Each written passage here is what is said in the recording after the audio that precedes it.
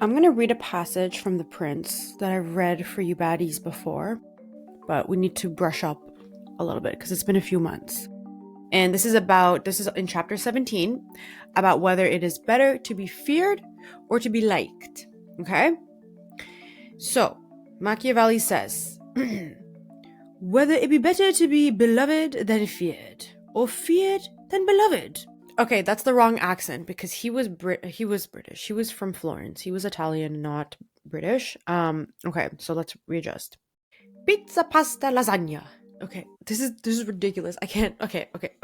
For serious this time. Whether it be better to be beloved than feared, or feared than beloved. It is answered, both would be convenient, but because that is hard to attain, it is better and more secure if one must be wanting to be feared than beloved. For in general, men are ungrateful, inconstant, hypocritical, fearful of danger, and covetous of gain, whilst they receive any benefit by you, and the danger is at a distance, they are absolutely yours. Their blood, their estates, their lives, and their children, okay, that's kind of weird, as I said before, are all at your service.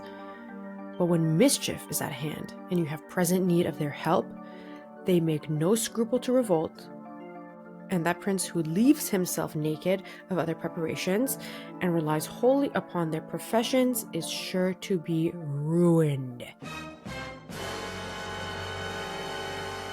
Now, I'm obviously talking about the Machiavellian version of whether it's better to be loved or feared, but if we're talking about Michael Scott, well, you know what he said. Would I rather be feared or loved? Both. I want people to be afraid of how much they love me.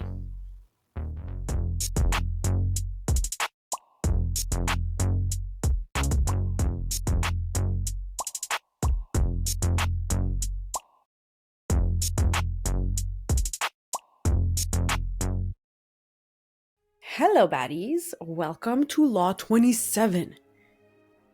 We're at Law 27. And if you remember from a few episodes back, where I said I might do something special for Law 27 because I am 27, that's my age, here it goes. I have a very big announcement. Not to be confused with the other big announcement I made a few weeks ago about my book drop. This announcement is about... First of all, we're in October. What the hell? I don't know when that happened, but my announcement is actually about October. So this episode is actually going to be the last regularly scheduled episode for the rest of this month. Because what I'm going to be doing is I'm completely changing the way this podcast is being delivered. The first Wednesday of the month will always be the girly law, but after that, everything is going to be up in the air and a surprise. So that's that. And a quick book update. There's a little bit of a lag, right? Because I record these episodes before they drop, obviously. So at the time of writing, I'm on Law 18. I have 2 chapters left, 18 and 19, and then we're done writing. So I'm really excited. We're getting so close. Oh my God. Okay, let's get into the episode. So what we're talking about today is that you need to be mean. You need to be mean. But before we get into that, let's just define a couple of terms. So we need to be really clear on what I mean by nice and what I mean by mean. And also what I mean by kind. Okay, because there's a difference. So I literally typed in Google, what is the difference between nice and kind? And this is the answer that the little AI overview gave me, which I thought was perfect. Nice describes someone who is polite and pleasant to be around, focusing on surface level interactions and social harmony, while kind describes someone who genuinely cares about others' well-being and acts with benevolence, often performing helpful, though sometimes difficult, acts that come from a place of empathy and concern for the individual. So basically, someone who is nice is someone who does things at a surface level. They do things because of the social expectation that is tied to that action or that behavior. They're concerned about how they come across more than what they genuinely want. Do I want to do this, or am I doing this because it's expected of me? Being kind is how you act when you're genuinely doing something out of empathy, when you're doing something because you want to. And that's a really important distinction to make. So when you're doing a favor for your friend, for example, you're doing that because you're kind. That's an act of kindness. When you are talking to this strange man and you're just smiling and nodding along so that he leaves you alone, you're being nice. So being kind is good. We want to be kind to people in our lives who deserve our kindness. But being nice is something that a lot of girls have been socialized to value and to be, because we're taught that being nice will enable you to be liked. And women are taught that being liked is more important than being respected. So when we're taught to be nice girls, we're actually being groomed to perform things for other people, to be of service to other people, whether we like it or not. Because that's what's going to make us likable, and being liked is the most important thing. It's more important than being respected. And that actually touches on another element of niceness, which is that it's performative. Niceness is performative. The nice girl might be an actual bully on the inside, who knows? But being nice is a performance. And when you perform something that isn't who you truly are, you become resentful. So nice girls often have a lot of resentment because performing niceness is exhausting.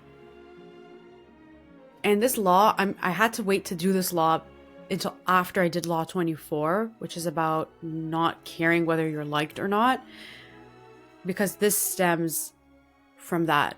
This stems from the fact that who gives two hoots whether someone likes you. So that's what being nice is. Being mean is, well, it helps to think of being mean as just the opposite of being nice. Being mean doesn't mean being nasty and rude and a bully. You're not going around saying, hey, your mom's a hoe, your dad's a hoe, you're ugly, you're stupid. No.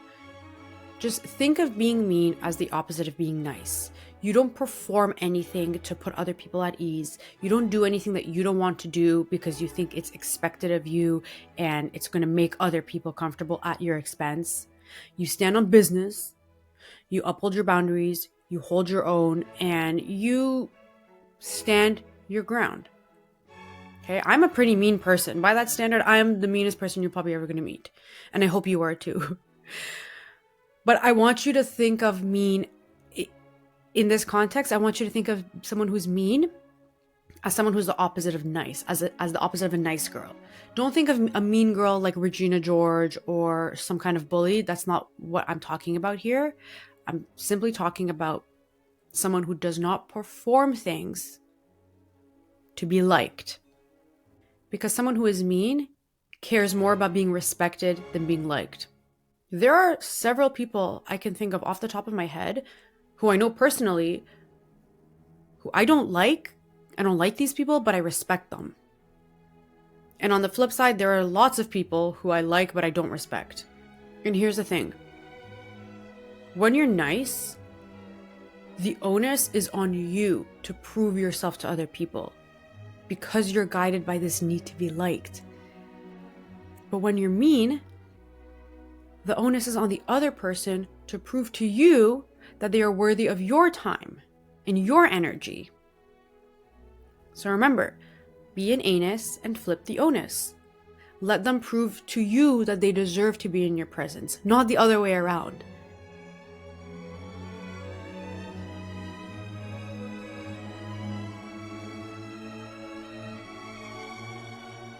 Okay, it's example time, and I'm so excited to discuss this example because I have wanted to use this person as an example for a law for I don't even know how many months. So the baddie I want to talk about today is Queen Elizabeth I. Not to be confused with the second, she who must not be named, who killed my mom's beloved best friend, Princess Diana. Not that woman. I don't know her. We're talking about Queen Elizabeth I. She was Queen of England from 1558 to 1603, and you might know her by some of her nicknames. The Virgin Queen, Gloriana, Bust Down Gloriana, or you might associate her with the Elizabethan age, which was a time during the Renaissance, during her reign, where art and literature and theater and Shakespeare, for example, flourished. Okay, so this baddie, I'm so excited. Okay, so Gloriana was the daughter of Anne Boleyn and the great whore Henry VIII. And if you know a little something about British history, you know that Henry VIII was a hoe and he sentenced Anne Boleyn to death so that he can go and get a new wife. And he sentenced her to death on trumped up charges of adultery and treason or something. I can't remember. But anyway, he wanted to be a hoe. See, you're not going to be mean if you went up to Elizabeth and said, hey, your dad's a hoe. So anyway, because her dad was a hoe, she was declared illegitimate. And she grew up for a long time not expecting to ever inherit the throne. But at the age of 25, in 1558, she became queen because her half-sister Mary, who was Henry VIII's first child, died. You know that's a past tense of die. I don't need to translate Neeki speak for you at this point, right? Because we've been here long enough to know my gibberish. So from the start of Queen Elizabeth's reign, she had a very strong sense of command and control. And something Queen Elizabeth did really, really well was being mean. She did a really good job at that. Not because she was a nasty person, although I'm sure, obviously, when you're at that level of power, your nastiness is going to show itself. But she did not perform niceness. And in a court where you have hundreds of courtiers who are basically kissing your ass or plotting against you, she was able to keep them loyal and dependent on her. Because she would show favorites out of nowhere, or you would fall out of favor with her and she'd dismiss you on a whim. She might hit you. I'm not kidding. She literally would strike some people. Or she might make you her favorite. And so that kept people on their toes, and they knew not to step out of line or act any kind of way or talk out of their necks because they might get hit in the neck. One of her ultimate acts of meanness was when she executed her cousin, Mary, Queen of Scots, up in Scotland. Because Mary had posed a threat to her throne multiple times. And as one of the OG baddies of the 48 Laws of Power, Queen Elizabeth knew that in order to keep your power, you need to crush your enemies totally. That's actually one of the 48 laws. And that's exactly what she did. Because a lot of rulers lose their power because they were too lenient on their enemies. They're too lenient on people who threatened to overthrow them. And so behind the closed doors, those people are plotting, gathering an army, building up strength, all because you didn't execute them, you know? And it sounds really ruthless and cold-blooded, but that's what you had to do in order to keep your power, especially for a woman. And people knew not to mess with her. And everything that she did communicated that y'all don't have to like me. And I'm sure a lot of you don't because I'm a woman, but you are going to respect and obey me. She made all her decisions herself. She would go to her counselors for advice and make well-informed decisions. But if anything went wrong and the decision turned out not to be that great, she would blame the advisors. And under her rule, England had a very long period of stability and prosperity. England defeated the Spanish Armada in 1588, which secured England's independence from Catholic Spain. She was able to avoid a civil war between the Protestants and the Catholics. The Elizabethan Golden Age, named after her, flourished during that time. And there was a lot of national pride at that time and exploration, aka colonialism. And my favorite thing about Queen Elizabeth, the first, not the second, was she never got married and she never had kids. And from the time she was 25 and sat on that throne, she was being pushed to get married so she can have an heir and so that she can have a man to help her lead. But this baddie knew, she knew that if she got married to some buffoon, she would lose her power. And so she pretended, for a long time, she pretended like that she was looking for a man to throw people off her scent and just continued being queen and making the decisions herself. And then she became dubbed the Virgin Queen, which she wasn't. She literally had little affairs here and there, especially with one dude. I think his name was Robert Dudley, not to be confused with Dudley Dursley. But people looked at her with this, she had this divine femininity. She had this divine, almost mythical way that people looked at her as the Virgin Queen. So she literally weaponized that term and used it on her own terms. Because people are obsessed with women's virginity and purity, obviously, because keeping women virgins before marriage means that men can go around and sleep with other men, which is what they want to do. But she literally was the object of myth and legend. That's how highly celebrated she was, even during the time when she was alive. Because usually these things happen after you pass away. Actually, fun fact, Virginia, the name Virginia originated from Queen Elizabeth. Some colonist named the whole east coast of the US, at the time it wasn't the US, but named the whole east coast Virginia after her. But Queen Elizabeth was someone who just did not care about being liked.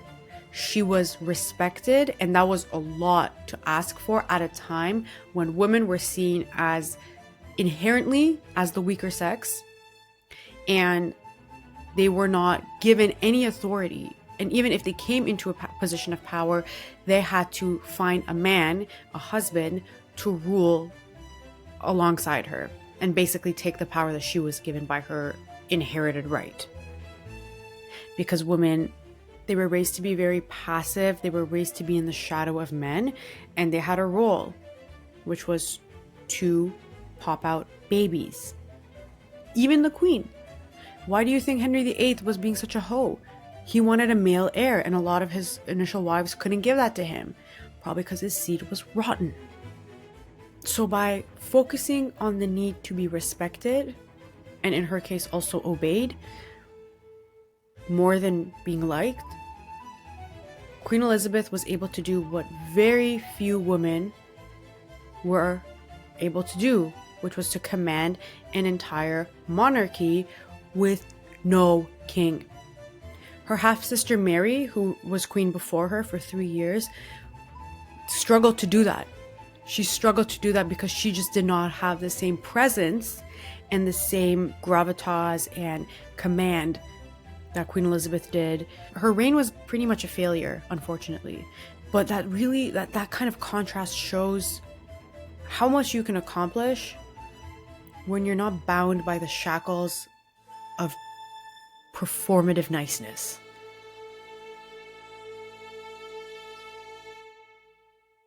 Beef jerky time. Sorry, that's a reference from one of my favorite movies from the 80s, Trading Places. Okay, let's talk mindset, action, and challenge. So the mindset shift that you need to get down is you need to understand that the patriarchy makes women a resource to men and to capitalism, but that's a story for another day. It makes you a resource to men and also to other women, to anybody who can use your emotional or physical or even sexual labor. And it does that in a major way through your niceness, because your niceness is guided by the need to be liked.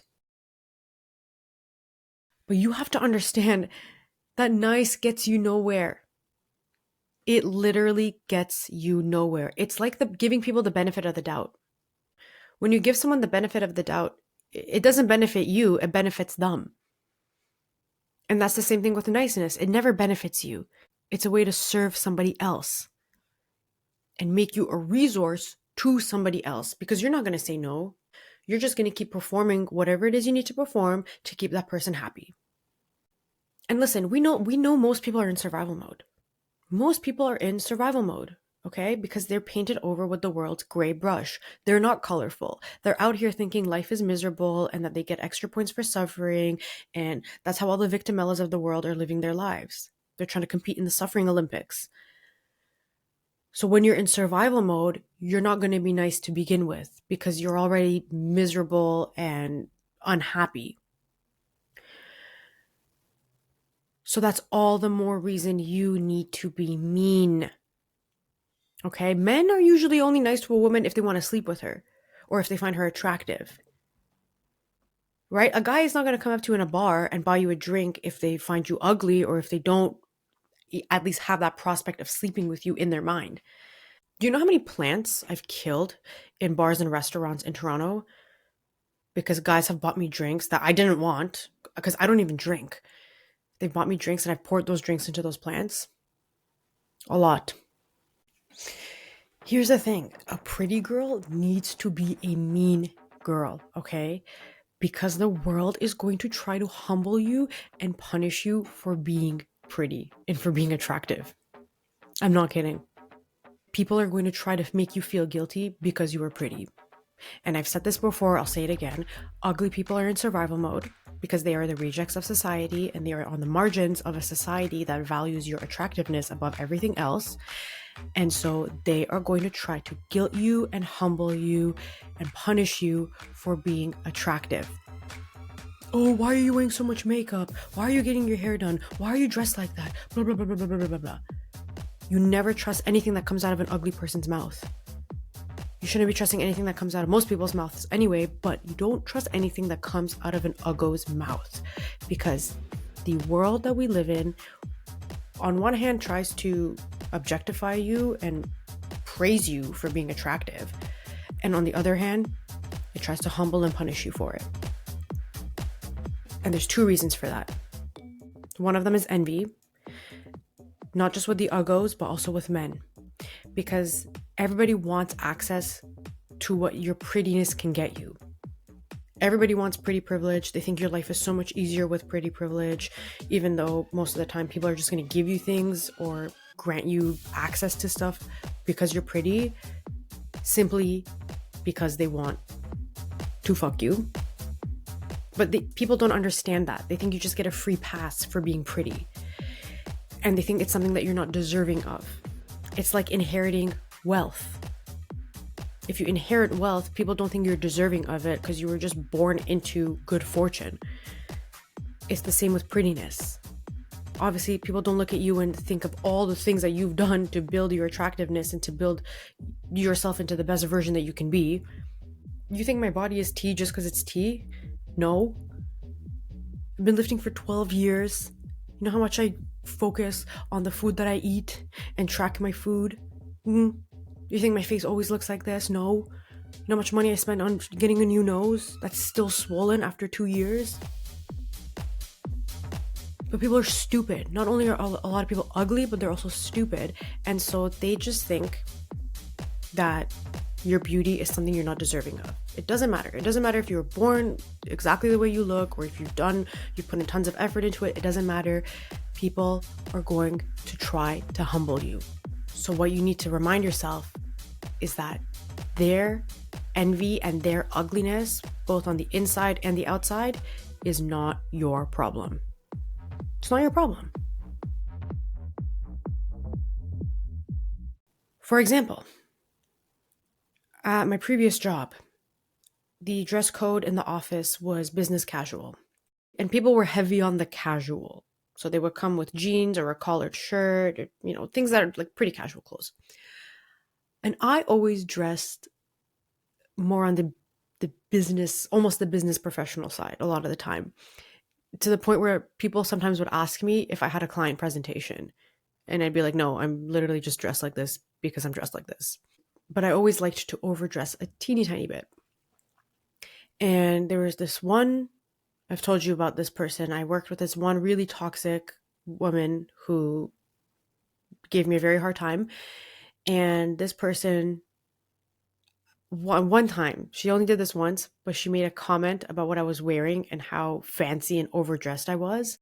And obviously, she was trying to make me feel bad for putting effort into my appearance and looking nice. But I was also just thinking to myself, I'm like, I can't take you seriously when you look like you dressed yourself from one of those closed donation bins in the parking lot of a plaza. So people are going to try to humble you and guilt you for looking better than them. But that is not your problem. These are all ways that they're trying to groom you for disrespect and for extraction so they can get something out of you. So they can make you feel bad and guilty so that you're more likely to do something for them. Or you're more likely to knock yourself down a few notches so that you're on their level. Remember, their ugliness and their insecurity is not your problem. Okay, so that's the first reason why people are going to try to humble you for being pretty and why you need to be mean. It's envy. The second reason, and this one is very simple and mostly applies to men, is that if they can't fuck it, they'll fight it. If they can't fuck it, they'll fight it. Enough said. That's it. So that was the mindset. Let's focus on action. Like I mentioned a couple minutes ago, you just need to start thinking that this is not my problem. Most things that you think are your problem are actually not your problem. They are not within your jurisdiction. They are above your pay grade. Actually, they're probably below your pay grade. So why would you lower yourself and concern yourself with that anyway? The next thing I want you to do is, and this is going to sound kind of silly, I want you to be like a cat. A lot of us are raised and socialized to be more like a dog than like a cat. And I'm literally just talking about the animal. I'm not talking about, oh, men are dogs. I'm talking about like literally what people, when they describe somebody who acts like a dog, they say they're like a golden retriever. They're there to do everything for you. They're just happy to be there. They're happy to be in your presence. But the thing is, and anyone who has a cat knows this, when a cat comes to you, you're just happy to be in their presence.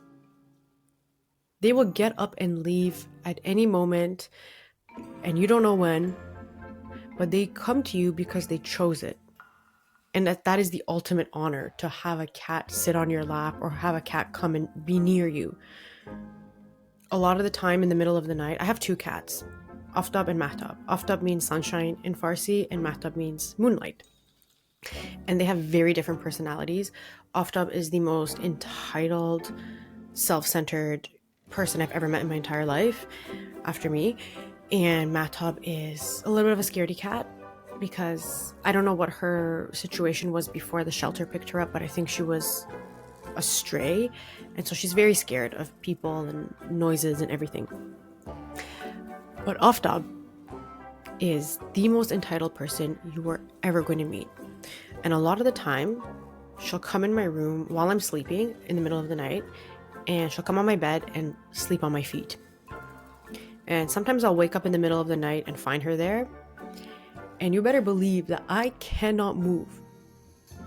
A lot of the time, I wake up looking like I fell in Family Guy, and I can't move. Because if I even move 1 millimeter, she's going to get up and leave. And I'm honored. I'm lying down there like Peter Griffin after he fell down the stairs, honored to be in that position because she chose to come and sleep on my feet. And the reason we're all so grateful to be around a cat who chooses to be with us, even if it's for 2 minutes before they get up and leave, is because we know that their presence is not a given. The onus is on us, right? So we have to act more like a cat. People are privileged to be in your presence, and your presence is not a given. Your niceness is not a given. Your niceness shouldn't even be there. Your kindness is not a given. And if anyone is going to be around you, it's because they've earned that access. Simple as that. When you're nice to people right off the bat, you've already put the onus on yourself. And you've already told them that they don't have to work or put in any effort or do anything to prove themselves to you because you've already taken on that burden. Be an anus and shift the onus. When you're nice right off the bat, you signal that you don't expect that effort first, and you devalue yourself and you devalue your presence and your energy, and you invite disrespect. And it tells that person a lot about how you view yourself. I want to challenge you, baddies, to get in the mindset of thinking, that is not my problem. That is not my problem. So many things that you're going to encounter are not going to be your problem. If you think about it critically for more than 30 seconds, you're going to realize that most things that you're presented with do not concern you. But because we're socialized to be people pleasers and to take on the burden of other people and take responsibility for other people's comfort and happiness, we tend to think that everything is our problem when most things aren't. So get in the habit of thinking, that is not my problem, because you're literally too pretty to be dealing with these stupid things anyway. Also, whenever you're doing something for somebody else, even if it's smiling and nodding, even if it's something small and insignificant, ask yourself if what you're doing is out of empathy and sincerity, or if it's out of likability. Are you doing this because you want that person to like you, or are you doing it because you genuinely want to do it?